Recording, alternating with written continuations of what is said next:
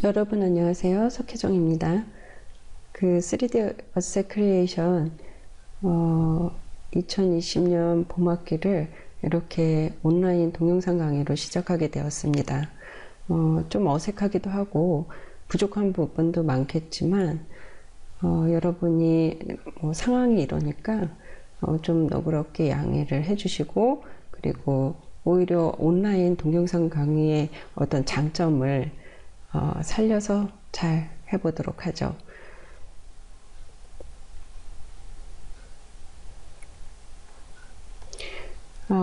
먼저 수업의 목표로 바로 들어가 보도록 하겠습니다. 우리가 이 수업에서 하고자 하는 것이 무엇인지, 내가 학기 말이 됐을 때 어떤 능력을 가지고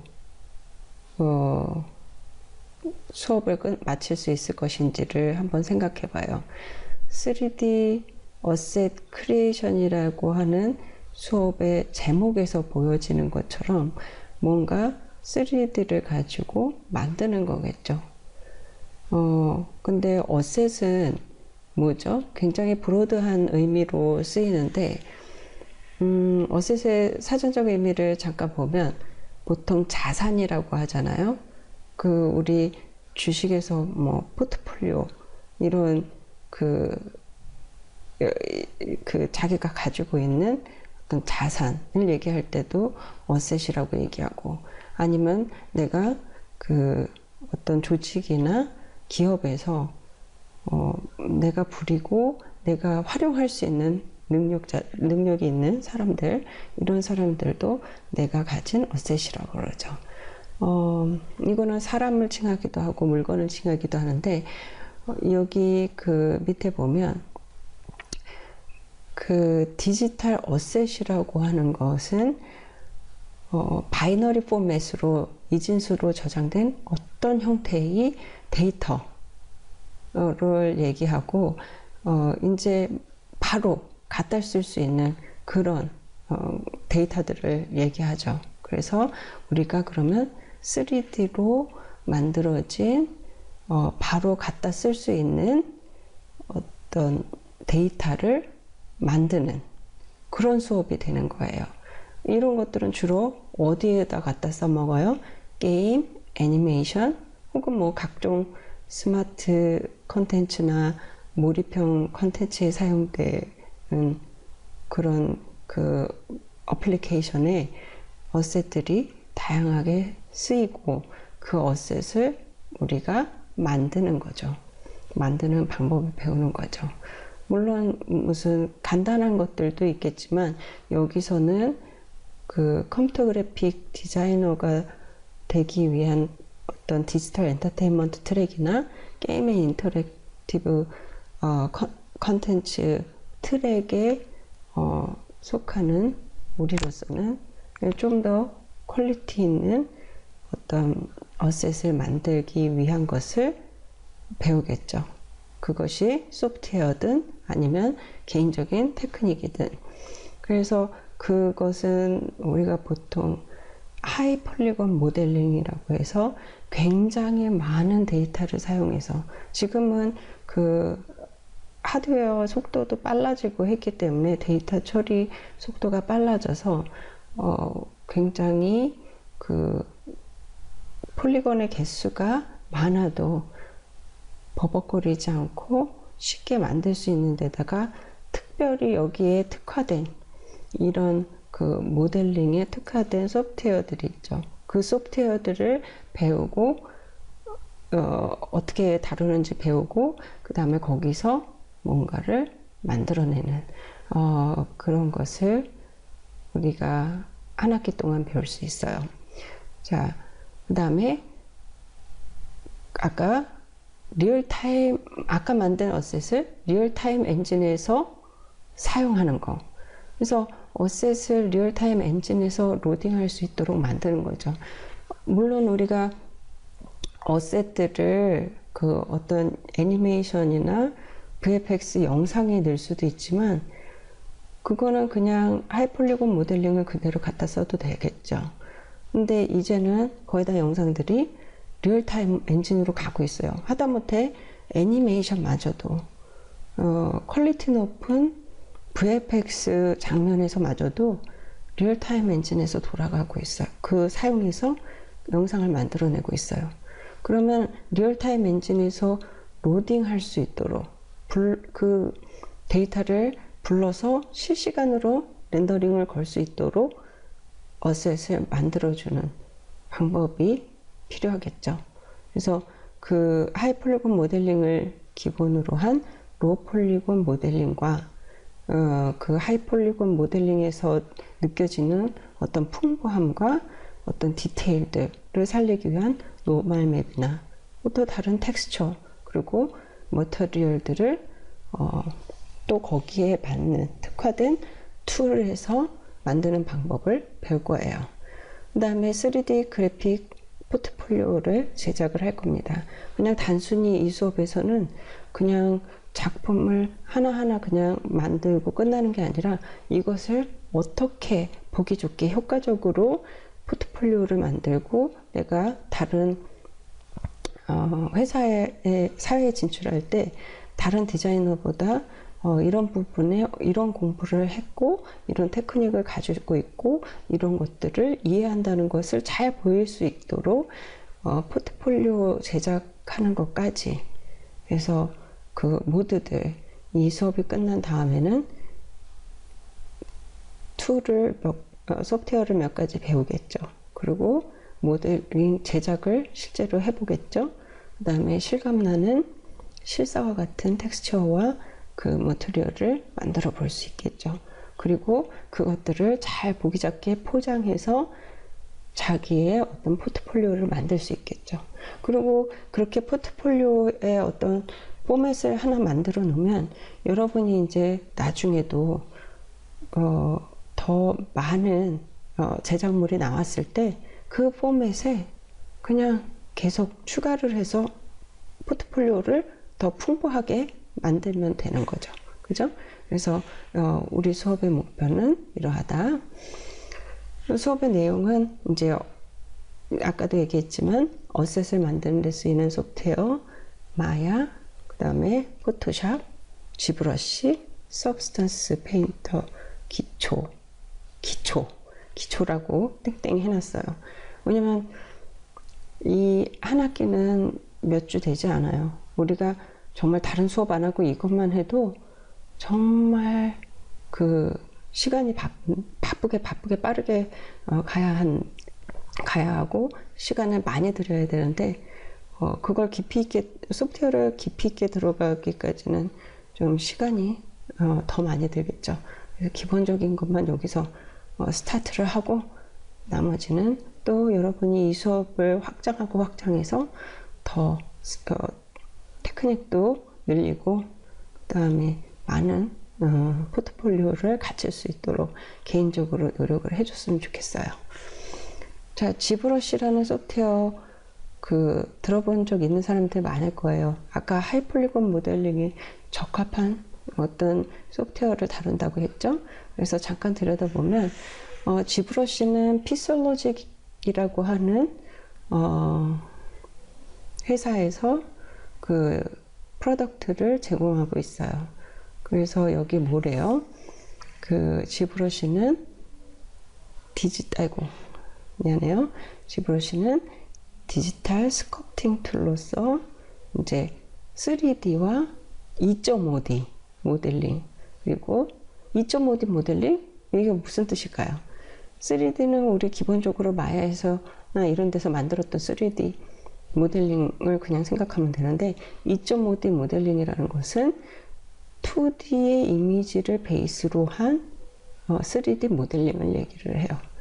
그리고 텍스처링 그리고 또 페인팅 이런 것들이 한 프로그램 안에서 다 만들 수 있다는 거죠. 그리고 픽셀이라는 단위를 사용하고 있어서 이런 아주 섬세한 디테일까지를 다 표현할 수가 있죠.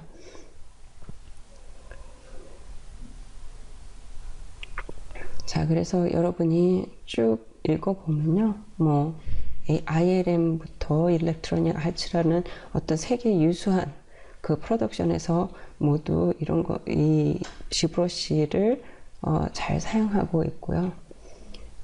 특히 여기 한번 나중에 링크 걸어 놓은 거 찝어 봤으면 좋겠어요. 범프 맵, 그 다음에 노멀 맵, 이런 것들을 뽑아낼 수 있고, 로우 폴리곤 버전에서 이것들을 어떻게 사용하는지, 그리고 또한 디스플레이스먼트 맵, 이런 것도 만들 수 있대요. 자, 그래서 여러분이 요거 한 번씩 쭉쭉 찍어보고 내용을 한번 잘 이해 안 가더라도 눈여겨보세요. 자, 서브스턴스 페인트는 그 알레고리즘이라고 하는 회사에서 그 제공하고 있고요. 뭐 여기 가보면 굉장히 퀄리티 높은 맵을, 그리고 그 질감을 줄 수 있도록 소프트웨어가 설계되어 있어요. 진짜 사실은 그 지금은 굉장히 렌더러들도 발달을 했고요. 게다가 이 서브스턴스 페인터 툴, 이런 서브스턴스 페인터라고 하면 그 물리 기반 그 렌더링으로 굉장히 유명한데, 정말 실제의 어떤 물리적인 값을, 수치를 나타내는 어떤 그 수치가 적용된 어떤 렌더링, 이런 것이 가능하도록 만들어져서 정말 그 3D의 퀄리티, 렌더링 퀄리티를 한층 업그레이드를 시켰죠. 그래서 사이트 같은 데도 한번 들어가서 보도록 하고요.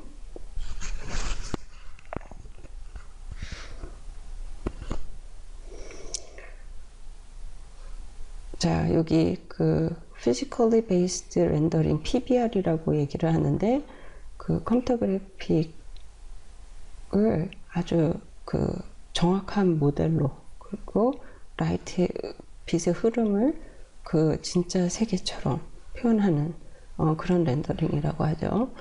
그리고 이 사진적 사실주의에 입각한, 그러니까 사진적 사실주의적인 어떤 대상을 표현하는 그런 게 이 서브스턴스 페인터의 목표라고 할 수가 있죠. 고울이라고 할 수가 있죠. 주로 리얼타임 컴퓨팅에서 사용되고요. 이 툴도 우리가 기초를 배울 거예요. 리얼타임 엔진으로는 이제 언리얼에서 리얼타임 엔진을 우리가 뭐 진짜 인터페이스를 다 배우고 이럴 시간은 없고, 우리가 만드는 어셋을 리얼타임 그 엔진에서 사용한다고 했으니까 로딩하는 정도만 가르쳐 주도록 할게요. 그리고 게임 스토리텔링을 만들어서 여러분이 캐릭터하고 지형지물의 어떤 컨셉을 정하고 레퍼런스 수집하고 컨셉 드로잉하고 제작하는 과정, 이 과정이 이 소프트웨어를 그 배우고 능숙하게 하는 것과 동시에 진행이 돼야 돼요. 그래서 수업하는 그 노멀 맵이든 어떤 모델링이든, 모델링과 맵을 추출하는 방법들을 주로 배우겠지만, 나중에는 이런 그 자기가 만든 포트폴리오로 만드는, 프로젝트로 만들 대상을 정하는 거에도 각별히 신경 써주기를 바래요. 그래서 이런 그 과정에서는 여러분이 보시다시피 게임 어셋의 제작 과정, 그러니까 게임 어셋이라고 얘기하고 있지만 리얼타임 렌더링 엔진에서 그 사용될 어셋을 만드는 제작 과정을 얘기를 하고, 키워드처럼 보시면 돼요. 그 모델링, 그 다음에 로 폴리곤, 하이 폴리곤, 그 다음에 UV 코디네이션, 우리 예전에 UV 맵 펴는 거 3D 그래픽 디자인 시간에 배웠을 거예요. 그 다음에 텍스처링, 거기에 노멀 맵, 아직 우리가 무슨 개념인지 잘 몰라요. 그 다음에 앰비언트 어클루전, 잘 배우긴 배운 것 같은데 기억이 안 나요. 포토리얼리스틱 맵, 아까 사진적 사실주의 주의적인 어떤 매핑 이런 것들을 다루겠구나. 라이팅, 3D 소프트웨어에서 하는 라이팅과 리얼타임 엔진에서의 라이팅이 어떻게 다른지. 왜냐면 리얼타임 엔진에서는 물론 3D 소프트웨어에서도 그 플러그인 렌더러나 그 자체로 가지고 있는 렌더러가 이제 많이 그 PBL을 기반으로 가고 있는데, 특히 리얼타임 엔진에서는 PBR을 기반으로 한 렌더링을 걸 수 있도록 되어 있기 때문에 그 두 가지를 우리가 비교해서 뭐가 다르다는 건지, 일반적으로 CG에서 렌더링, 라이팅을 해서 보이는 렌더링의 결과물과 물리 기반 렌더링의 결과물을 한번 비교해서도 보고 할 거예요. 캐릭터 우리가 캐릭터는 반드시 포트폴리오에 들어가야 돼요. 그래서 캐릭터를 하이 폴리곤으로 만들고 로우 폴리곤으로 만들고 그 다음에 거기에 적절한 텍스처를 만들고. 근데 리깅과 애니메이션은 그 필요하다면 그 오토 리깅과 그 요즘에는 그 오토 리깅을 그 제공해주는 사이트들이 굉장히 많이 있어요. 그리고 애니메이션, 이미 그 모션 캡처 데이터를 받아 놓은 것을 리깅된 애니메이션에 심기만 하면 되는 그런 것들이 많이 있는데, 거기 글쎄 그 거의 포즈만 잡긴 할 것 같긴 해요. 근데 이런 것들이 키워드로 나올 것이다. 그 다음에 소프트웨어는 언리얼 그 나중에 그 로딩해서 PBR로 렌더링 걸린 결과물을 보게 되겠죠.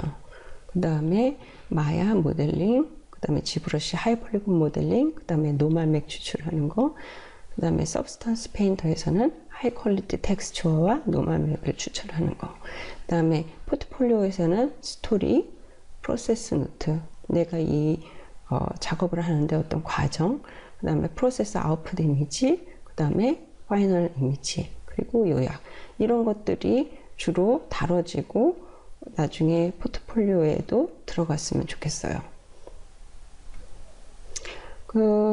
이제까지 얘기를 했는데 우리 3D 어셋 크리에이션을 한 수업이 2번 정도 있었거든요. 그 수업 2번이 있었나요? 3번 정도 있었던 것 같은데 그 앞에 그 중에서 2번의 그 수업의 결과물을 한번 볼까요? 2017년도에 학생들이 기말과제로 낸 것들이고요.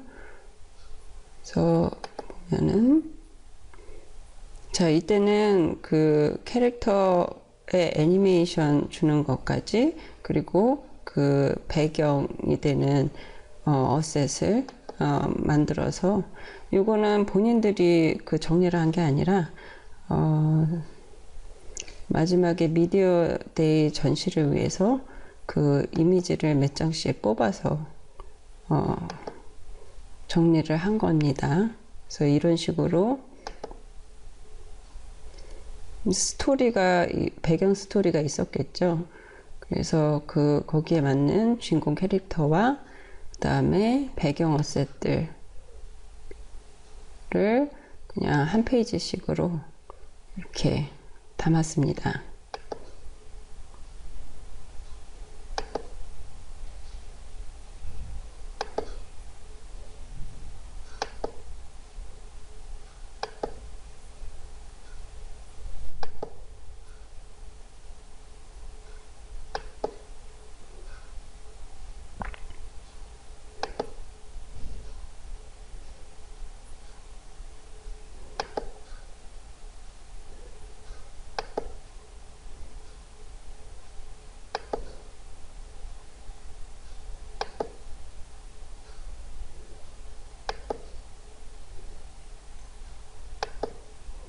이때는 또 그러다 보니까 배경 어셋에 들어가는 시간이 너무 공을 많이 들였기 때문에 그 캐릭터에 들어가는 그 작업할 수 있는 시간이 그렇게 넉넉하지 않았어요. 그 다음 해에는 방식을 조금 달리해서 그 포트폴리오를 만들었는데,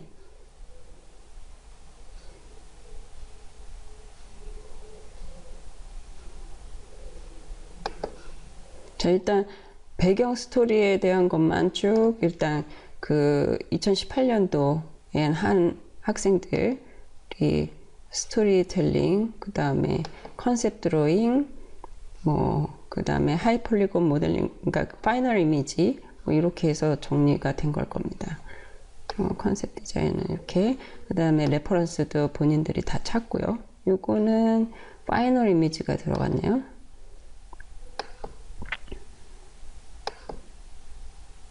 여러분들이 이제 학생마다 이제 조금씩 어떤 부분은 잘 되고 어떤 부분은 잘 안 되고 하는 게 보이겠죠. 이게 컨셉 드로잉이고 그 결과물이고 그 다음에 스토리입니다. 그다음에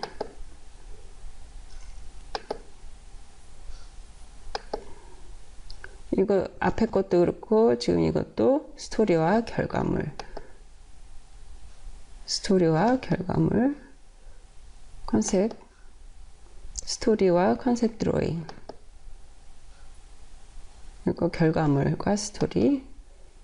그 다음에 주로 Material Layout, Plan for Visualizing이 들어가는 컨셉 드로잉도 따로 두었네요. 처음에 스케치가 어떻게 되어 있었나, 앞에 결과물이 어떻게 나왔었는지 기억이 나죠?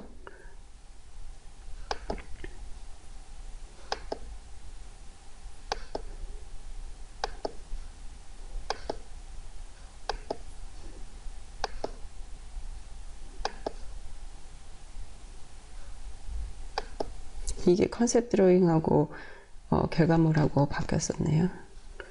컨셉 드로잉. 자, 포트폴리오는 이렇게 여러 개가 합쳐져 있기 때문에 이렇게 들어갔고, 그 다음에 각각 프로세스는 이런 식으로 추출한 맵들, 사용된 맵들, 프로세스 과정 서머리, 이런 것들이 들어갔어요.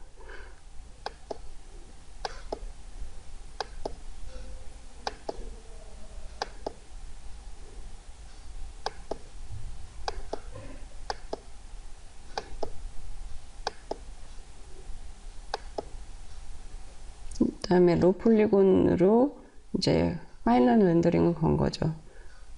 그 폴리곤 개수가 나와 있진 않는데 하이 폴리곤을 만든 다음에 맵을 추출해서 로 폴리곤에 씌운 거죠. 이것들은 이제 다 파이널들입니다.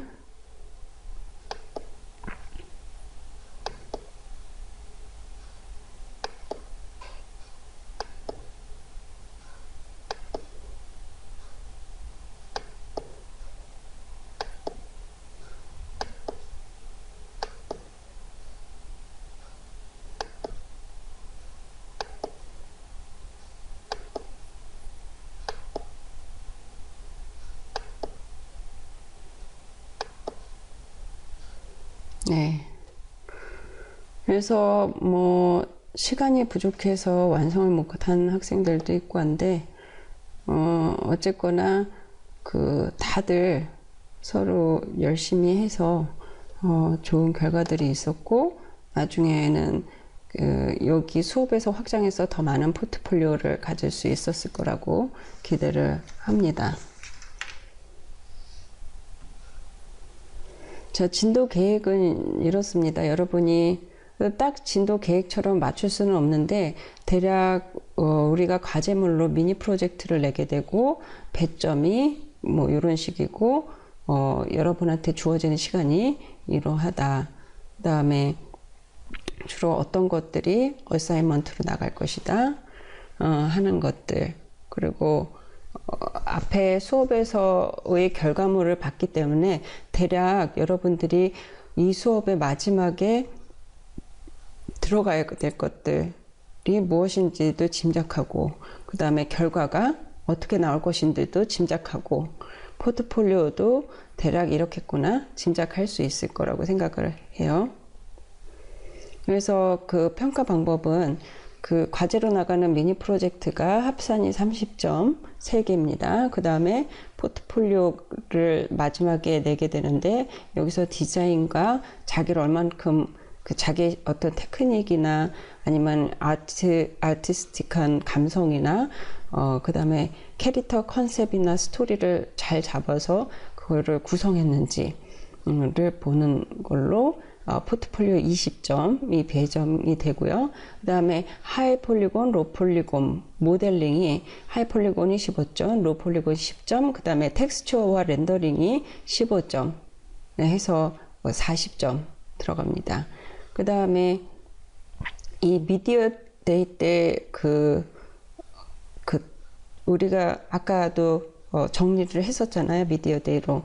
이 미디어 데이가 2학기 마지막에 열리는데 3D 어셋 크리에이션이 1학기에 열리기 때문에 요거를 나중에 내지 않으면, 미리 내서 정리하지 않으면 미디어 데이 때 틀 수가 없습니다. 그래서 요거를 여러분한테 PPT를 요구를 합니다. 이거를 내지 않으면, 이건 잘하고 못하고라기보다는 미디어 데이에 틀 PPT 파일을 내지 않으면 점수를 감점하는 수가 있으니까 다 내도록 하라는 얘기죠. 그 다음에 출석이 10점. 그래서 결석 한 번은 마이너스 1점, 3번 늦게 오면은 결석 한 번, 그 다음에 뭐 F가 되는 그 출석 결과는 여러분이 거의 다 알고 있을 겁니다. 기타는 이제 여러분이 늘 저희 제 수업에서는 지정 자석제를 실시하고 있습니다. 그래서 하나의 컴퓨터를 그 다른 수업의 다른 학생들과 나눠서 쓰게 되는데, 컴퓨터마다 번호가 있으니까 거기 앉은 사람이 누구누구라는 거를 알 수 있겠죠. 그러면 만약에 그 컴퓨터가 고장이 나거나 어떤 이상한 소프트웨어가 깔려 있거나 할 때는 그 사람들한테 그 책임을 물을 겁니다. 그래서 지정자석제니까 다음에 우리가 처음 수업을 할 때 여러분이 와서 앉은 그 자리가 여러분의 한 학기 자리가 될 겁니다. 그 다음에 수업에서의 조교는 박서연 학생입니다. 학부생이긴 하지만 아까 그 포트폴리오 중에서 고개사 여자를 렌더링 건 게 있었죠. 어딨나요? 상당히 실력 좋게 잘 끝냈습니다. 요거 사실 배경은 안 들어가 있는데 그것까지를 포함해서 굉장히 작업을 성실하게 잘했고 실력도 있는 것 같아서 요번에 조교를 부탁을 했어요. 그러니까 여러분이 이 학생한테 그 수업에 대한 어떤 이야기나 혹은 모르는 것들이 있으면 물어봐도 좋고요. 그 다음에 과제를 추합하는 데 나를 좋을 거고 평가에도 참여할 겁니다. 그 다음에 실습실 장비를 대여하거나 아니면 여러분 그 장비 옆에 타블렛이 있는데 그 펜은 저희가 관리를 하고 있습니다. 그래서 펜을 대여하는 경우 나중에 소프트웨어를 다룰 때 이제 지브러시 같은 경우는 지브러시도 그렇고 서브스턴스 페인터도 그렇고 펜이 필요할 때가 있습니다. 그때 펜을 빌리려면 이제 기록을 해야 되는데 그럴 때 이제 써니라는 대학원생한테 메일을 보내서 빌리든지 박태훈 학생한테 메일을 보내서 빌리도록 하세요. 이 실습실 장비 대여에 대해서는 추후에 다시 한번 공지를 하도록 하겠습니다. 디바이스 소프트웨어 관련 상담도 이제 이 학생들이랑 같이 하면 되고요. 저 태블릿 펜 VCC 본인 부담으로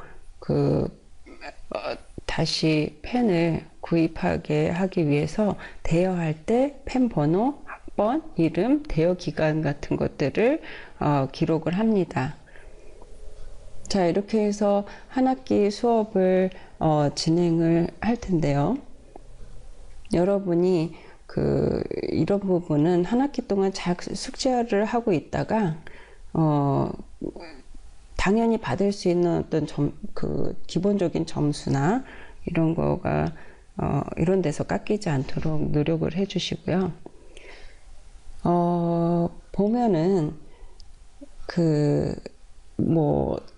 타고난 감각이 있거나 그 다음에 기능적인 것들, 미리 소프트웨어를 많이 다뤄본 경험이 있다거나 하는 학생들이 어떨 땐 유리할 때도 있을 수 있지만, 사실 작업하는 것을 즐기고 재밌어하고 관심 있어하고 하고 싶어하고, 그리고 거기에 성실하고, 거기에는 따라갈 자가 없을 겁니다. 물론 앞에 학생들이 성실함까지 그리고 관심과 즐거움까지 가지고 있다면 더 잘할 수도 있겠지만 본인이 그렇지 않아도 수업은 수업입니다.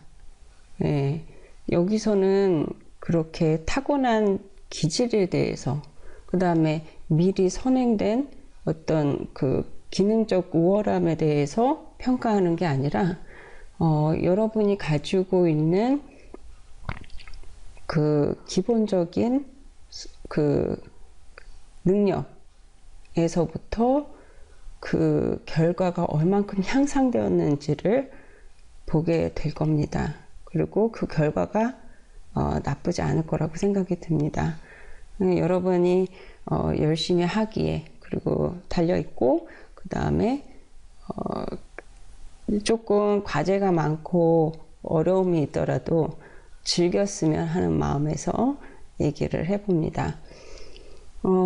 이 외에 본격적인 수업에 대한 내용은 제가 직접 다시 녹화를 하거나 아니면 이전 학기에 저는 매 수업을 녹화를 해서 수업 이후에 학생들한테 다시 보기 위해서 제공을 해줬었기 때문에 예전에 수업했던 기록들이 다 있습니다. 그래서 예전에 수업했던 내용을 다시 올려주거나 해서 여러분이 학업에 차질이 없도록 하겠습니다.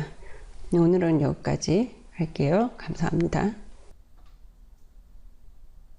네, 그래서 네, 우리는 어떻게, 사실 게임이라고 얘기했지만 리얼타임 엔진에 사용하는 3D 어셋을 만들 것인가, 그것도 좋은 3D 어셋을 만들 것인가.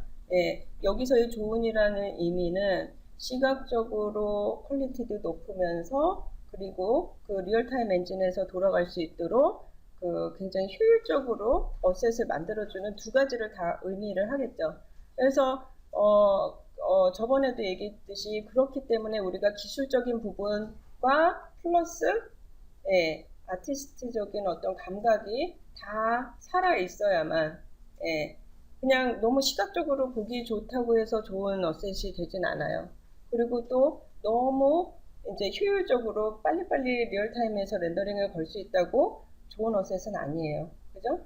그 두 가지가 다 갖춰져야지 좋은 어셋이라고 할 수 있는데, 어떻게 하면 우리가 리얼타임 엔진에서 좋은 어셋을 쓸 수 있는 좋은 어셋을 만들 수 있을까? 그것을 하려는 수업이잖아요. 그죠? 그것을 배워보려는 수업이죠.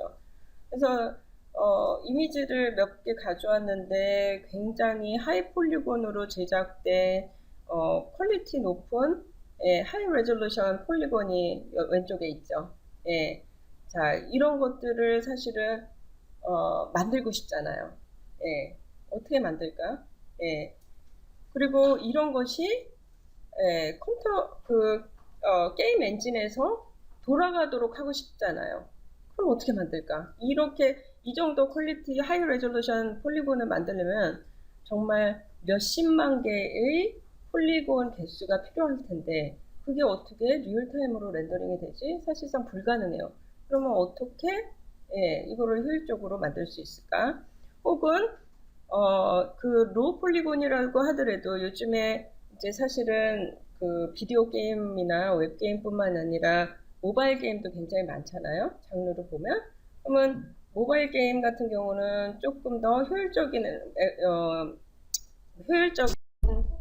어셋을 만들어야 되겠죠. 예. 더 데이터가 가벼워질 수 있겠죠. 예. 그리고 어떻게 큰 화면에서 보는 그래픽하고는 작은 화면에서 요 몇 인치짜리 작은 화면에서 들어가는 그래픽하고는 아예 기초부터가 달랄 수가 있는데 우리가 어쨌거나 게임 그래픽 디자인이라고 하는 것은 저렇게 캐릭터를 굉장히 복잡하고 사실적으로 잘 만드는 걸 수도 있지만 이렇게 손맵이라고 하는 우리가 간단하게 그 폴리곤을 최소한으로 해서 형태를 만들고 거기에 어떤 그 터치가 느껴지는 카툰 스타일의 어떤 매핑을 할 수도 있고 그런 것들을 직접 손으로 그리는 능력 이런 것들이 필요할 수도 있죠. 그래서 자, 이런 그 나중에 이런 것들을 정리해 보면 아주 몇 개 안 되는 간단한 맵에 이제 그 안에서도 음영이 나타나도 그러면서도 보기 좋게 디자인을 하는 거 이런 것들이 결국 우리가 어떤 방향이 됐든 지금 여기 이 시간에서 정할 수는 없지만 어쨌거나 그런 내가 원하는 어떤 그 게임 그래픽 아티스트가 되기 위해서 여기서 처음 입문을 한다고 생각을 하면 맞을 것 같아요. 자, 그런데 잘하고 싶은데 리얼타임 엔진에서 돌아가는 메쉬라는 것이 그건 어때야 돼요? 아까도 얘기했지만 이제 아주 좋은 퍼포먼스로 돌아가기 위해서는 일단은 데이터가 가벼워야 되겠죠. 그래서 우리가 이제 폴리곤 카운트라고 해서 우리가 3D 어플리케이션, 마야나 뭐 소프트 이미지나 아니면 3D 맥스나 이런 데서 모델링을 할 때 나중에 그것을 리얼타임 엔진으로 가져가기 전에 폴리곤을 카운팅하죠. 폴리곤을 카운팅해요. 도대체 몇 개의 면이 있는지. 아까 이렇게 정교하게 하이 레졸루션 폴리곤 같은 경우는 몇십만 개의 폴리곤이 들어갈 수도 있다고 했는데 그거는 사실상 리얼타임 엔진에서 들어가기 불가능하니까 우리가 그 삼각형이든 사각형이든 하는 면의 개수를 일단 가지고 얘기를 주로 하죠. 그래서 어떤 3D 어플리케이션이건 간에 그 폴리곤 내가 만든 폴리곤의 개수를 카운팅하는 메뉴가 있어요. 우리 마야에도 있어요.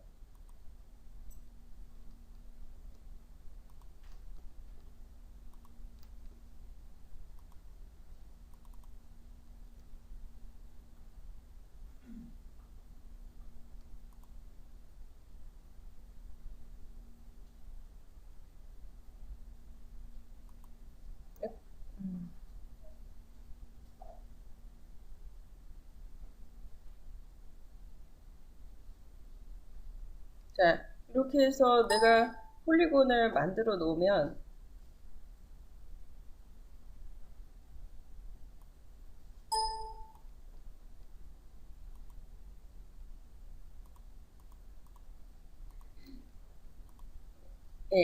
요거의 개수를 내가 알 수가 없잖아요. 어느 정도 하이 레졸루션이 되는지.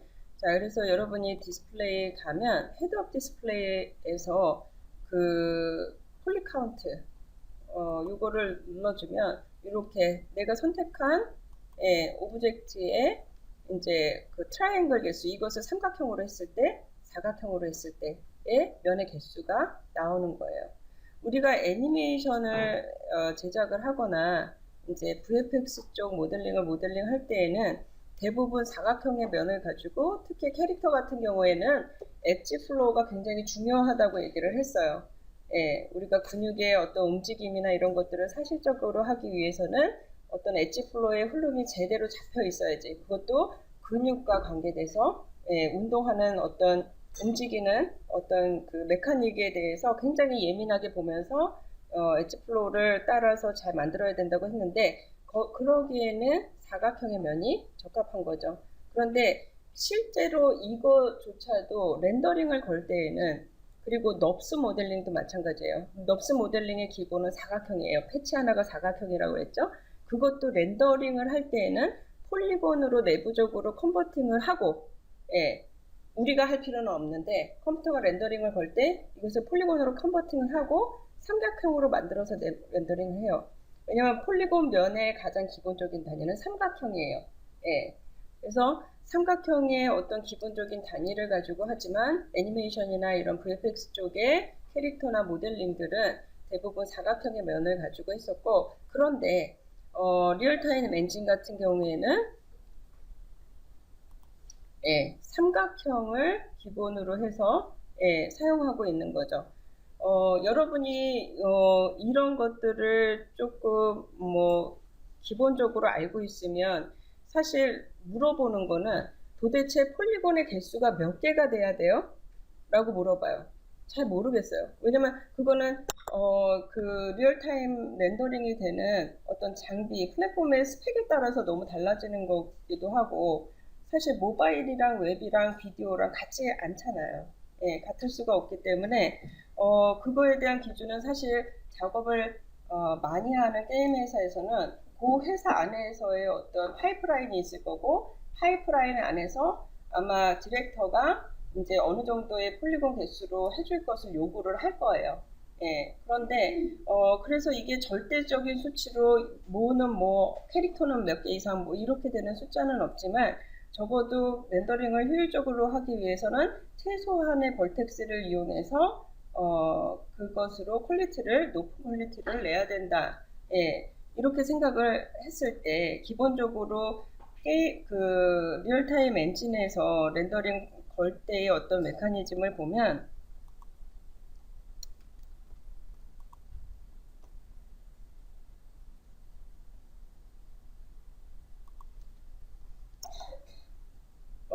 여기 보면 이런 얘기를 했어요. 삼각형의 어떤 스트립 방식, 요 삼각형을 삼각형의 면을 연결시켜서 하나의 긴 줄로 연결시켜서 이제 그것이 삼각형 스트립 기법이라고 하는데 그런 식으로 렌더링을 거는 거죠. 메시라고 하는 것은 게임에서 보이는 모든 오브젝트를 말하는데 지오메트리 채널 같은 경우에 메시를 구성하는 기하학적 구성을 정의하는 데이터로 이제 벌티컬, 엣지, 폴리곤을 얘기를 하며 그 다음에 여기 있네요. 삼각면 스트립 방식의 물체 표현을 한다고 얘기를 하고 있어요. 자, 그 메시의 기본 단위인 벌텍스는 이 벌텍스는 여기에 어떤 정보를 가지고 있냐면 노멀 정보. 노멀 기억나요? 노멀 기억나죠? 노멀 정보, 그 다음에 칼라 정보, 그 다음에 UV 좌표 정보를 가지고 있어요. 근데 이런 것들이 나중에 렌더링을 할 때 계산이 돼야 되는데 효율적인 방식으로 렌더링을 하기 위해서 여기 보시다시피 이제 점점 벌텍스죠. 점점에 그 넘버링이 돼 있고 이 넘버링을 예, 순서대로 스트립 방식으로 쭉 연결해서 렌더링을 걸어요. 그런데 여기서 잘 보면 이 스트립 방식이란 것은 정점 벌텍스 0번, 벌텍스 1번, 2번을 가지고 이 삼각형에 대한 계산을 하겠죠. 그리고 나서 두 번째 삼각형을 계산할 때 정점 1과 정점 2는 계산을 하지 않아요. 예, 왜냐? 이미 계산이 되어 있는 거기 때문에 생략하고 하나의 면을 더 추가해서 계산하는데 정점 3에 대한 정보만 가지고 계산을 해도 되는 거죠. 무슨 얘기인지 알겠어요? 그래서 이것들이 연속이 되면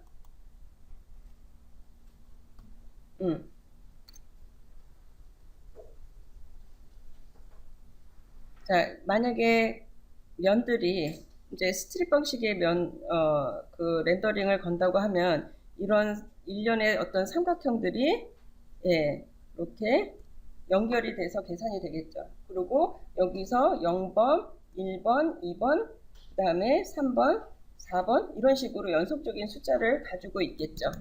그래서 이제 0번부터 몇 번까지인지는 모르지만 그 각각의 벌텍스 정보를 가지고 계산을 해서 렌더링을 거는데 자, 여기는 한 번 계산이 됐어요.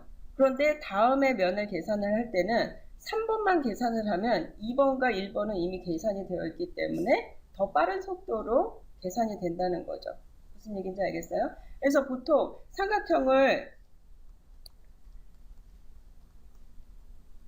8개의 삼각형을 렌더링 걸어야 된다. 예. 여기선 8개죠. 그러면 8개 곱하기, 예. 3개씩 해가지고 꼭지점 3개에서 24개의 꼭지점을 계산해야 되는데, 보통은.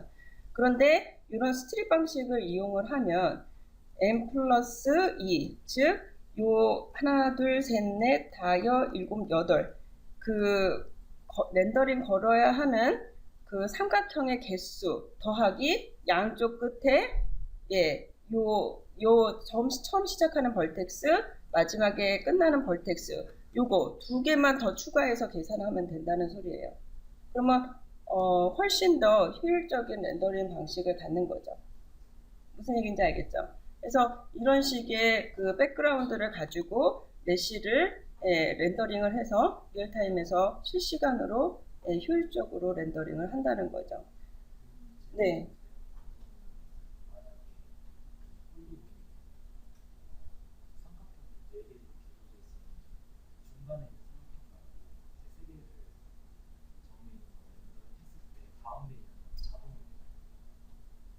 공유하는 것들은 이미 기존에 공유해서 계산이 된 것들은 계산을 생략하고 새로 찍히는 점만 계산을 하는 거죠.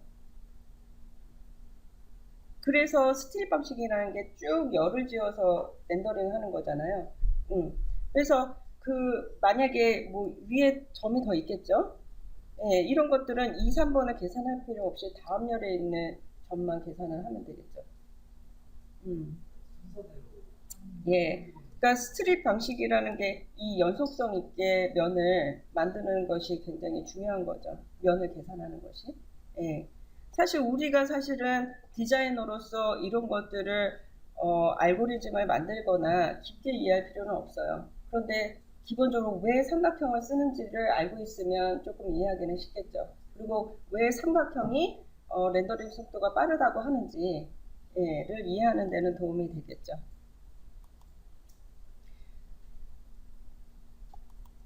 자, 그렇게 해서 면의 수는 적어야 된다고 얘기를 하고 있어요. 네, 면의 수가 적어야 된다고 하고 있는데, 실상은 보면 그 로우 데이터를 가진 폴리곤이 구현하는 어떤 시각적인 효과와 그 다음에 하이 레졸루션 폴리곤이 가지고 있는 어떤 시각적인 효과, 퀄리티의 차이는 무시를 못하죠. 예, 그럴 수밖에 없어요. 지금 보면 이것도 어디서 가져온 거지만 로우 폴리곤일 때의 어떤 그 로봇의 어떤 표현, 그 다음에 하이 폴리곤일 때가 다른 거죠. 예. 그래서 이것을 극복하기 위해서는 우리가 적은 수의 면으로 어떤 고퀄리티의 시각적인 효과를 내기 위해서는 전략이 필요한 거죠. 그리고 그 전략이 되는 것이 바로 면의 개수를 그냥 늘려주는 것보다는 물론 하드웨어 속도나 네트워크 속도가 계속 빨라지고 있으므로 면의 속도는 상당히 많이 늘어난 부분이 있어요. 예. 스펙이 감당하는 그 범위가 넓어지긴 했지만 우리가 텍스처 맵으로서 그 해결 방안을 찾는 거죠. 예. 사실 그래서 여러 가지 텍스처 맵들 중에 가장 중요하게 게임 엔진에서 그 하이 레졸루션 폴리곤을 묘사하기 위한 방법이 이제 노멀 맵이나 오클루전 맵. 여기 있는 맵들은 뭐 우리가 그렇다고 해서 다 쓰진 않아요. 그 텍스처 맵을 많이 주는 것도 이제 퍼포먼스에는 도움이 안 되겠죠. 예.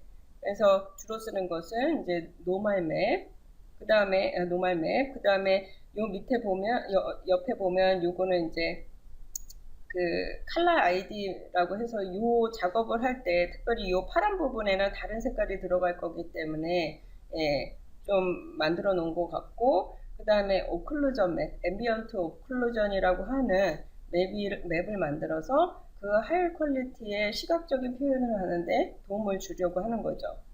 예, 이런 것들은 뎁스를 표현하는 것도 있고, 그 다음에 라운딩의 어떤 스무스한 그 라운딩 값을 표현한 맵도 예, 만들 수는 있겠지만, 대표적으로 우리가 주로 배울 것은 노멀 맵과 그 다음에 앰비언트 오클루전 맵이에요. 예. 자, 노멀 맵이나 앰비언트 오클루전에 여러분이 좀 익숙한 편이에요? 아니죠. 우리가 배운 것은, 우리가 예전에 그래픽 디자인을 생각을 해보면 보기도 싫어요? 응. 아우. 우리가 예전 그래픽 디자인, 3D 그래픽 디자인 했던 걸 생각을 해보면 우리가 배웠던 것은 컬러 매핑, 그죠? 범프 매핑, 스페큘러 매핑 해가지고 이 정도 퀄리티의 이제 아웃풋을 내는 이런 정도였죠.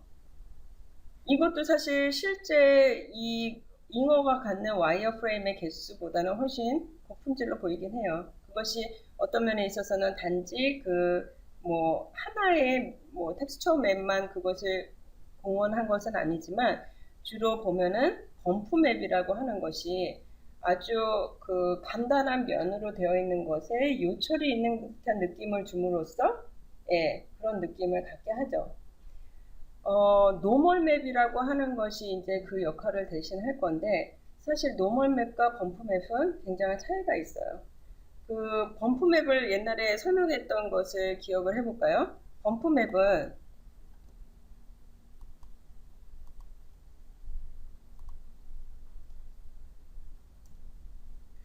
자, 범프 맵은 뭐예요? 기억나요? 그때도 이제 칠판에 그려가면서 얘기를 했는데, 이제 화이트와 블랙인 텍스처 맵이 있다. 예, 우리가 컴퓨터 그래픽에 있어서 화이트와 블랙의 의미를 알죠. 수치적인 의미를 알죠. 예, 화이트는 뭐예요? 화이트는 숫자로 뭘로 표시를 해요? 1이죠. 그래요? 예, 1이에요. 그래서 밸류로 따지면 1인 거죠. 사실 1이라고 간단히 얘기할 수도 있지만 RGB로 얘기하면 모두 이것이 1이거나 아니면 RGB를 0에서 255까지로 표시하는 256, 예, 그게 픽셀로 표현을 하자면 255, 255, 255인 수이죠. 예, 이게 화이트가 갖는 컴퓨터 그래픽에서의 수치적인 해석이에요. 자, 블랙은 뭐예요? 블랙은 0이죠. 예, 0, 000이 되는 요 블랙 앤 화이트가 있고, 사실 여기에 그레디언트가 있다면, 여기 그라데이션이 있다면, 여기 그라데이션이 갖고 있는 무수한 밸류들, 그것들이 뭐 0.25, 0.25, 0.25도 될 수 있고 0.8, 0.8, 0.8도 될 수 있죠. 예, 어쨌거나 블랙으로부터 화이트까지의 어떤 단계를 우리가 그 명도 단계라고 소위 부르는 밸류 값인 거잖아요. 이러한 밸류를 가진 그 텍스처가 오브젝트의 그 음각과 양각의 효과를 착시적으로 보여주는 거죠. 예. 그래서 예를 들면 그 서피스 표면이 이렇게 있어요. 서피스 표면이 이렇게 있고, 이 표면, 이 더 이상 데이터의 양을 늘릴 수 없고, 그런데 양각과 음각을 이용한 어떤 요철 같은 거를 표현하고 싶을 때 우리가 범프 맵을 썼죠. 예. 그래서 요 블랙 앤 화이트 맵을 여기다가 맵핑을 하면 어떻게 돼요? 화이트인 부분은 예, 밖으로 튀어나온 것처럼 보이고, 블랙인 부분이 안으로 들어간 것처럼 보이는, 그래서 자, 예, 실제로 지오메트리는 그대로 표면이 이렇게 생겼는데, 렌더링이 걸릴 때 어떤 현상이 일어나냐면 라이트가 있잖아요. 우리가 뭐든지 음각, 양각, 뭐 그다음에 양감을 볼 수 있는 거는 라이트의 영향인데 라이트를 받았을 때 요 부분들이 요 빛을 받은 부분에 빛 받은 정도가 차이가 나죠. 그럼으로써 이게 마치 이렇게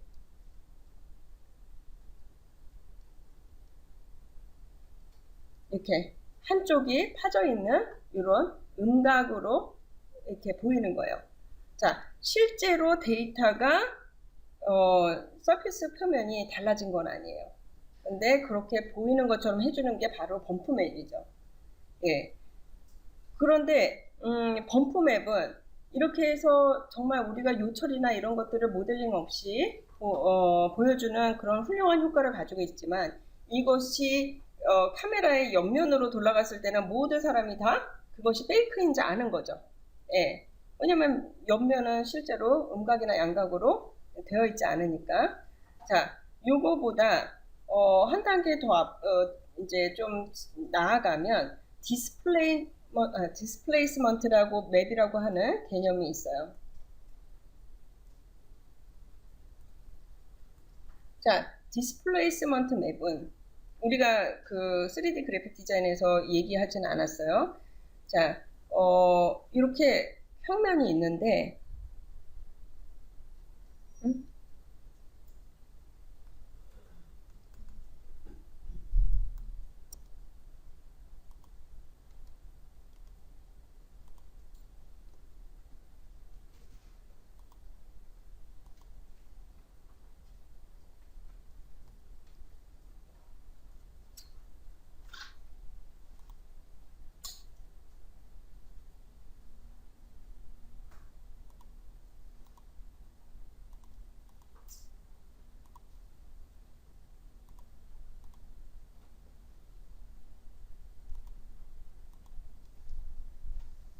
자, 이렇게 판판한 서피스 표면이 있는데, 자, 여기에 이런 그레이 스케일, 블랙 앤 화이트로 된 이런 그 맵을 이용해서 아까처럼 그 표면에 그 요철을 주는 건 맞아요. 그런데 디스플레이스 맵은 실제로 지오메트리를 변형시켜요.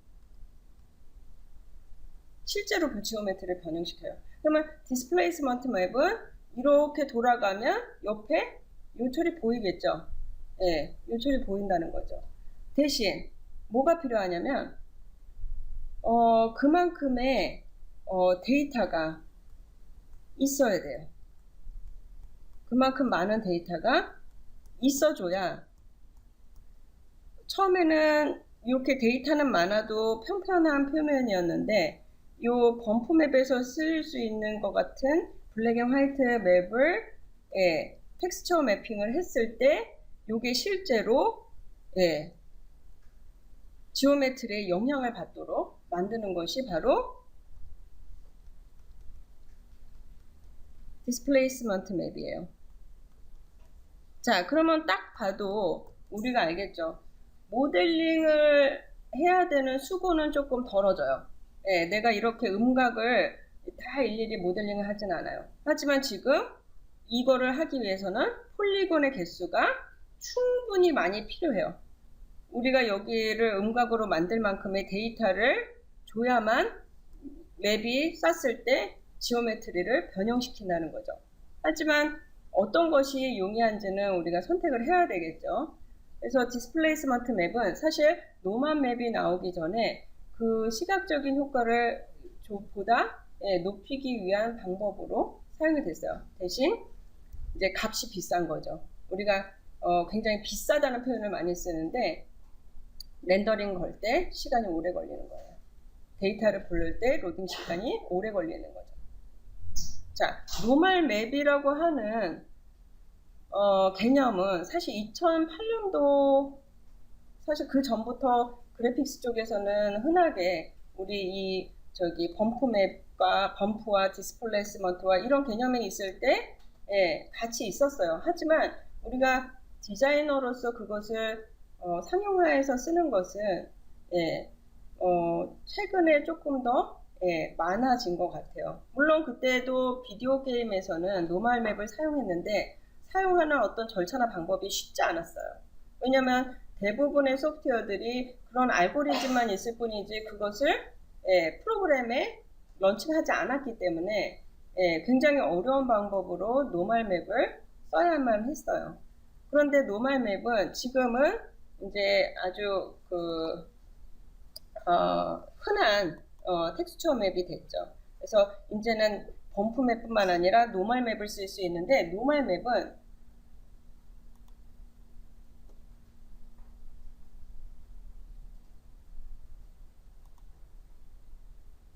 자, 무엇이 노멀 맵이냐? 그 닷3 범프 매핑이라고 부르기도 한데요. 그래서 여러분이 어떤 문서나 이런 거를 읽을 때 노멀 매핑이 아니라 닷3 범프 매핑이라고 써 있어도 이것이 노멀 맵이라는 것을 표현하는 것을 알면 좋겠죠. 자, 지금 보면 사실은 디스플레이스먼트 맵과 같이 실제 서피스의 데이터는 굉장히 많은 것이 있죠. 예. 그리고 그거보다 훨씬 면의 개수가 작은 면이 있죠. 그런데 그것의 서피스 노멀을 해석한 것을 다른 해석을 해요. 어떻게 해석을 하냐면 우리가 보통 이런 각각의 점들이 갖는 노멀 방향이죠 지금.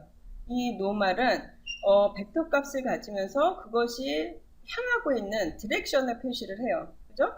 그리고 각각의 점들은 그것이 갖고 있는 그 위치 정보가 있어요. 그것들이 뭘로 표시되냐면 X, Y, Z 좌표로 표시가 되죠. 그래서 우리가 보통 벌텍스를 표시할 때 X, Y, Z 이렇게 해가지고 뭐 20, 마이너스 5, 그 다음에 7, 뭐 이렇다 그러면 X, Y, Z 이렇게 표시를 하잖아요.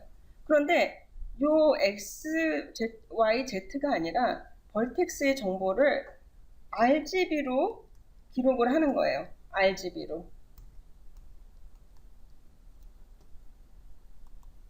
자, 그 오브젝트의 지오메트리가 이렇게 입체적으로 있다고 하면 그 벌텍스의 정보를 받아서 그 정보가 X축을 향하고 있다면 레드, 그 다음에 Y축을 향하고 있다면 그린, 그 다음에 Z축을 향하고 있다면 블루로 보는 거죠.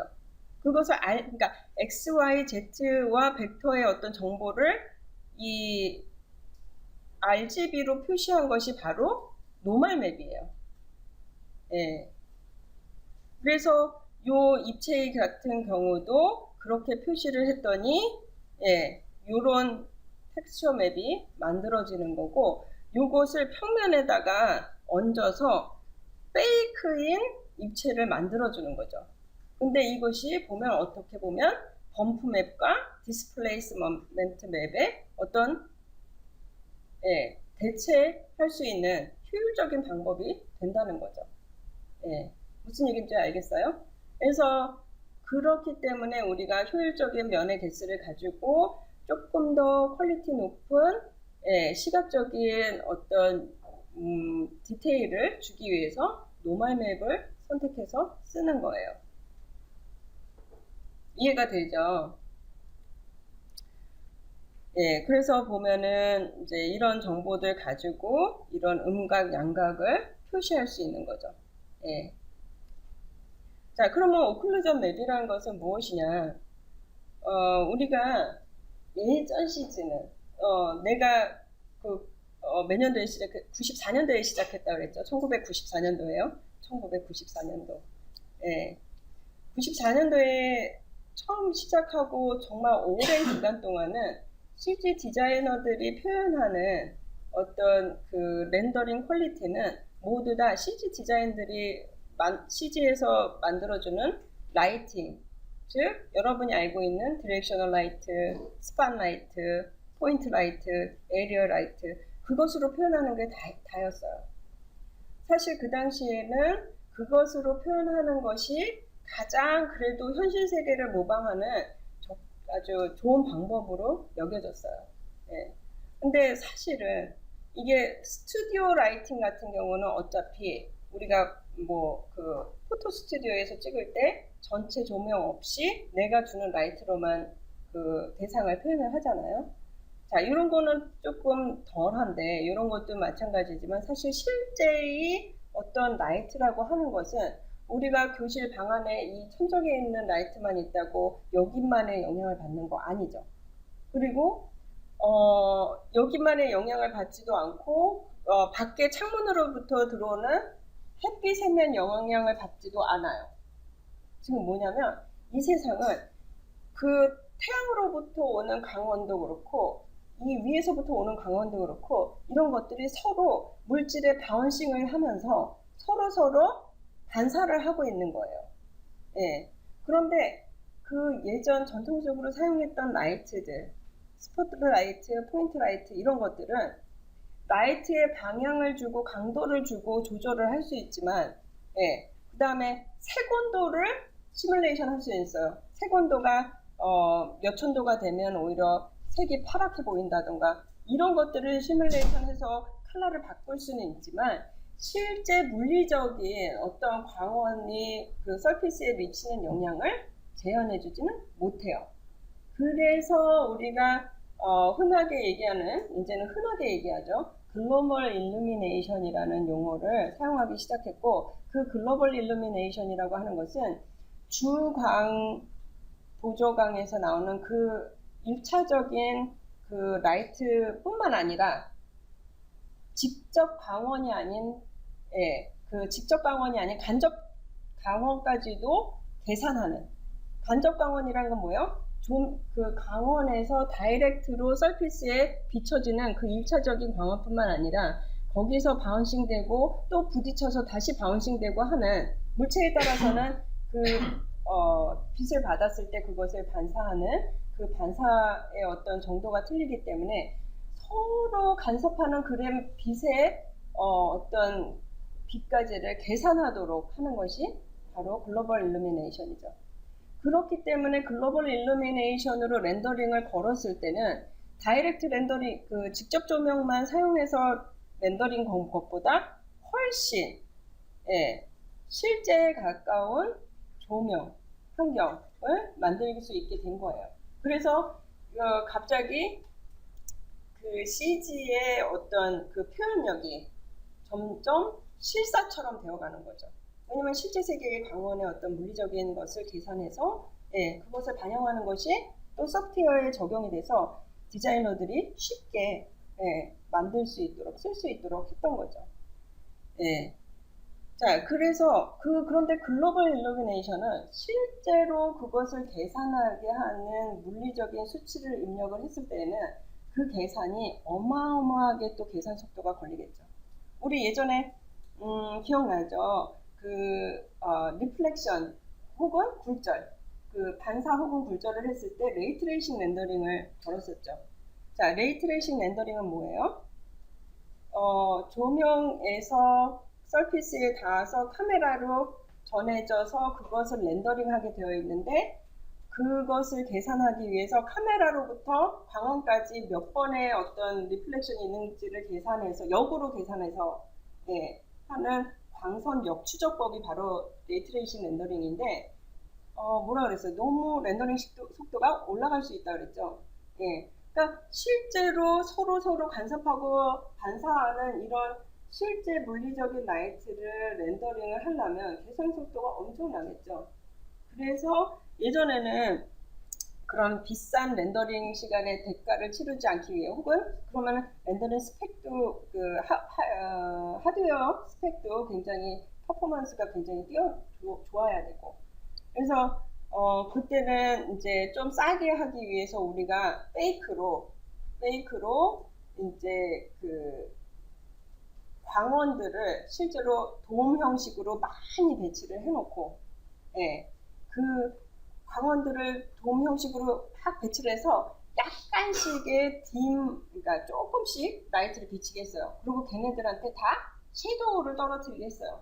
그러니까 빛이 굉장히 약하고 오브젝트에 부딪혔을 때 여러 개가 되긴 해도 빛이 굉장히 약하고 걔가 만들어내는 그림자가 굉장히 부드럽기 때문에 페이크로 실제 물리를 계산하지 않고도 어느 정도 글로벌 일루미네이션이 표현이 되면서 나중에 그 다이렉트 라이트는 따로 줘야 되겠죠. 그런 식으로 CG를 만들었는데 이제 지금은 이제 그 물리 엔진, 물리 광원의 어떤 값을 계산하도록 한 뭐 아놀드 렌더러, 멘탈레이, 여러분이 배웠을 때 멘탈레이나 아놀드 렌더러가 있었죠.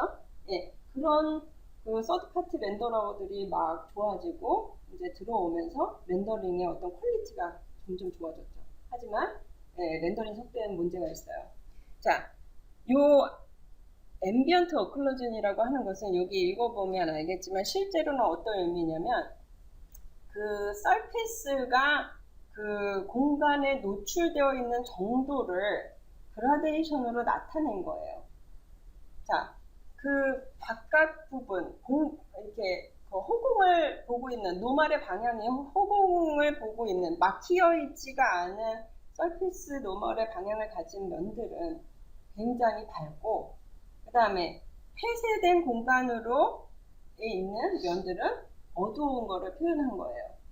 그래서 마치 아까 페이크로 여러 개의 조명을 조금씩 주고 부드럽게 그림자를 줘서 겉에 있는 부분은 밝은데 이렇게 안으로 깊숙이 들어가 있는 폐쇄된 곳들은 점점 어두워지는 그 효과를 보여주는 거죠. 네. 그래서 실제로 이것이 계산이 되는 것은 그 모델의 그 서피스 표면에 있는 그 벌텍스와 벌텍스의 간격이 가까울수록 어두워져요. 그리고 멀수록 약해지고. 그러면 굉장히 그 폐쇄되어 있는 공간, 이런 공간은 어두워지죠. 굉장히 어두워지고. 그래서 자연스럽게 그런 간접광에 의해서 생긴 부드러운 그림자처럼 보이잖아요. 그죠? 이런 부분도 마찬가지예요. 이런 부분 아주 깊숙하게 폐쇄되어 있죠. 그런데 이제 그 막혀있지 않은 공간들은 굉장히 부드럽게 밝게 표현이 되고 있어요. 그래서 이 맵을 줬을 때에 다이렉트 그 라이트만 받았던 것이 이런 맵을 줬을 때 훨씬 더 그 간접광을 표현할 수 있는 방법이 된 거죠. 실제 물리적인 라이트를 총동원해서 그 다음에 레이트레이싱을 계산하지 않더라도 어느 정도의 효과를 AO 맵에서 줄 수가 있는 거예요. 그래서 우리가 노멀 맵과 AO 맵을 사용해서 이제 적은 수의 면으로 조금 고품질의 결과를 얻으려고 해요. 자, 그러면 사실 그러면 어떻게 이거를 만들어야 되는지가 궁금하겠죠. 사실 이제는 대부분의 3D 어플리케이션에서도 이제 노멀 맵을 만드는 메뉴를 제공을 하고 있고, 그 다음에 오클루전 맵도 마찬가지고요. 그래서 여러분이 그냥 전통적으로 썼던 마야에서도 가능해요. 뭘 만들면 아까 봤던 로우 폴리곤과 하이 폴리곤을 만든다면, 그러니까 정교하게 하이 레졸루션 폴리곤을 만들고 나서 그것의 노멀 맵과 오클루전 맵을 뽑아서 로우 폴리곤에 맵핑을 시켜주면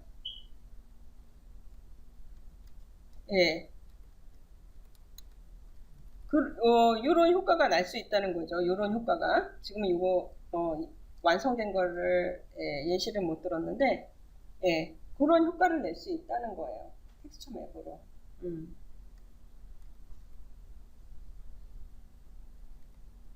그거를 마야에서도 할 수 있어요. 그리고 지브러시를 저번에도 얘기했지만 내가 쓰던 툴도 아니고 사실 2008년도에 가르친 적이 있어요. 2008년, 9년. 근데 이제 한 3, 4년 지나니까 그때 막 버전업이 되는데 우리는 버전업을 막 따라갈 만큼 수업을 많이 쓰는 게 아니기 때문에 업그레이드를 멈췄어요. 그 다음에는 이제 수업을 안 했고요. 그래서 각자 해결하는 것으로 했는데 이 수업에서는 요번에 지브러시를 구매해서 아직 딸려있진 않아요. 이제 막 구매에 들어가야 돼요. 거기에 들어오면 이제 지브러시 가지고 지브러시에서 모델링만 해서 노멀 맵과 오클루전 맵 만들 수 있고요. 그리고 어쩔 때는 사실은 마야 소프트웨어 특징과 장단점과 지브러시의 그 어떤 특징과 장단점이 있기 때문에 마야에서 로 폴리곤을 만들고 지브러시에서 하이 폴리곤을 만들어서 여기서 이제 노멀 맵을 만들 수도 있고요. 예. 그래서 요즘은 이제 노멀 맵, 그 다음에 하이 레졸루션 맵 이런 것들을 하이 레졸루션 폴리곤 이런 것들을 만들기 위한 소프트웨어는 굉장히 여러분이 이제 선택할 수 있는 옵션이 많은 거죠. 그래서 이제 이런 소프트웨어를 우리가 사용하면 모든 아트웍이 다 저절로 되느냐? 그렇지 않죠. 여러분 알잖아요. 마야 써봤잖아요. 메뉴만 안다고 되던가요? 잘 안 나오죠. 그러니까 이거는 사실 그 훈련이 있어야 되고 본인의 욕심이 있어야 돼요. 예.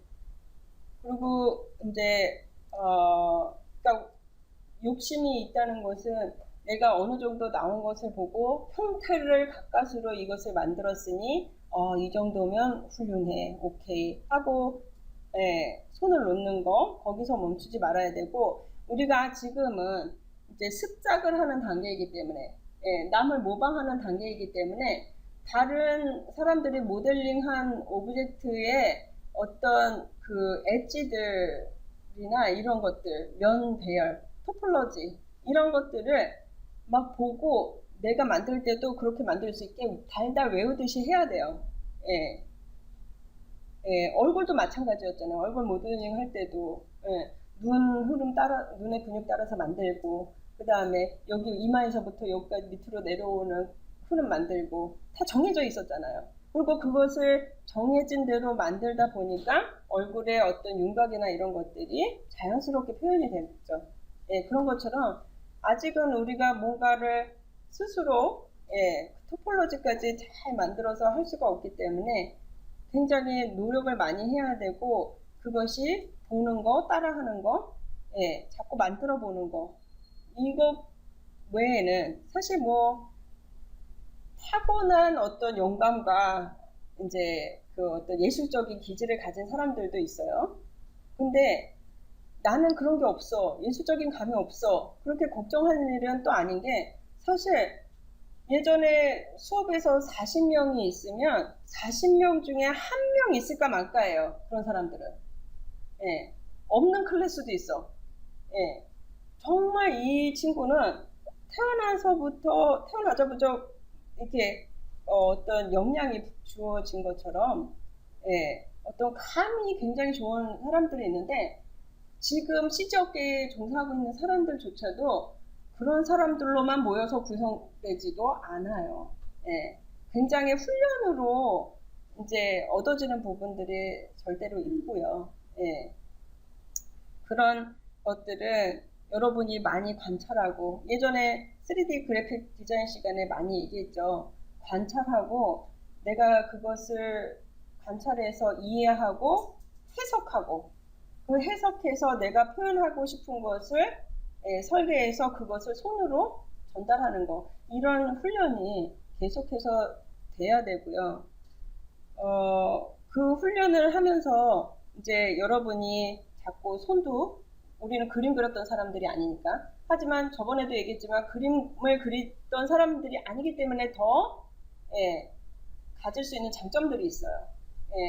그것들을 충분히 계속 손도 풀어가면서 타블렛이 있으니까 좀 하면 아주 많은 사람들이 요즘은 소프트웨어들이 너무 좋아져서 잘하고 있는데 나도 적어도 그 대열에는 서야 되지 않을까. 그러니까 개인의 어떤 고민과 노력이 절대적으로 필요한 부분이 있어요.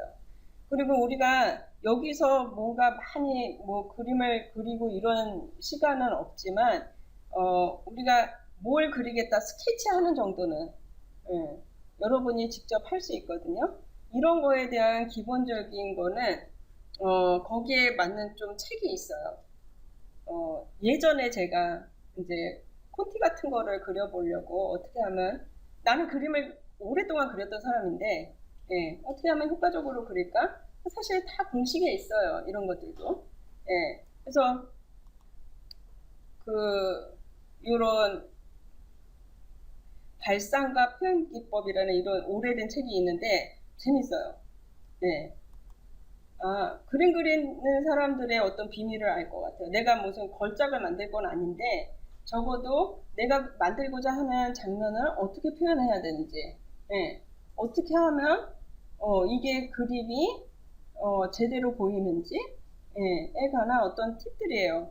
예. 이런 거 혼자서 이렇게 막 예. 아무도 모르게 이렇게 그려보고 이 정도면 콘티든 아니면은 내가 만들고자 하는 대상을 적어도 어떤 포즈나 이런 것들을 컨셉 디자인을 할 수 있도록 하는 데는 도움이 될 거라고 생각해요. 딴 책은 뭐 그 후로 보진 않아서 모르겠지만 이건 되게 재밌게 봤던 기억이 나요. 왜냐면 캐리커처 하는 사람들도 이게 거의 다 공식에 의해서 그리는 거거든요. 거기에 개성을 추가할 뿐이지. 보통 이제 사람의 연령대별로 물론 개인적인 얼굴형의 차이가 있지만 연령대별로 눈하고 코하고 입의 어떤 비율이 달라져요.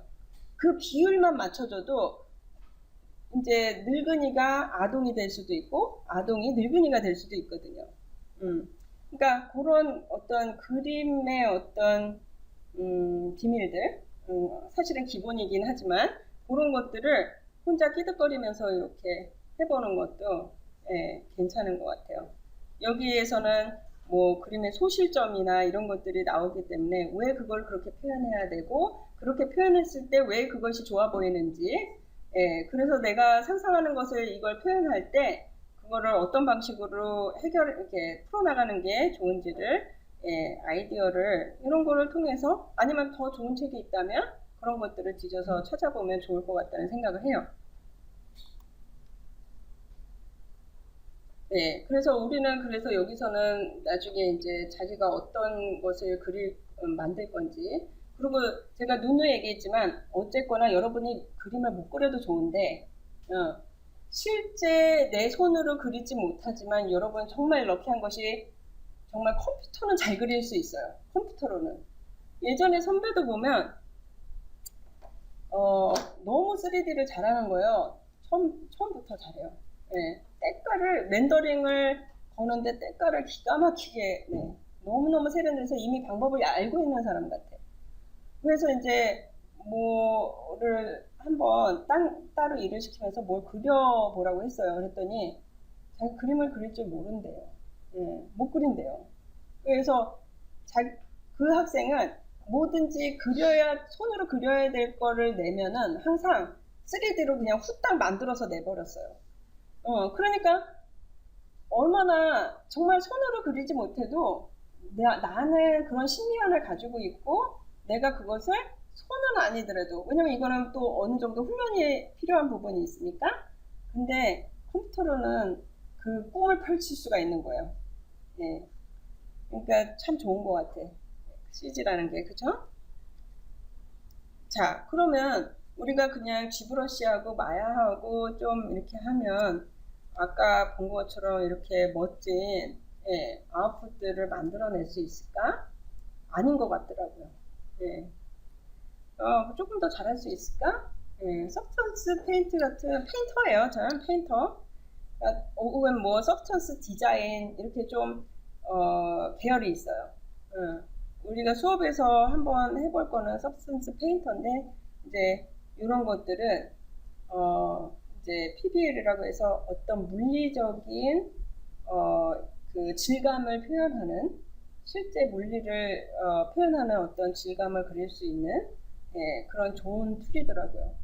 이런 것들이 있더라고요. 그리고 이런 것들이 요즘은 너무나 많이들 사용하고 있어서 퀄리티의 차이가 거의 안 나요. 그러니까 전반적인 수준을 이렇게 어퍼 퀄리티로 높여주셔야 돼요. 그러면 우리가 지브러시 좀 쓰고 마야 좀 쓰고 해서 다 좋은 포트폴리오를 만들 수 있을까? 그건 아닌데 그러면 우리가 어떻게 해야 될까? 서브스턴스 페인터로 조금 한층 더 업그레이드 해볼까? 이것도 한번 맛을 보기로 하고요.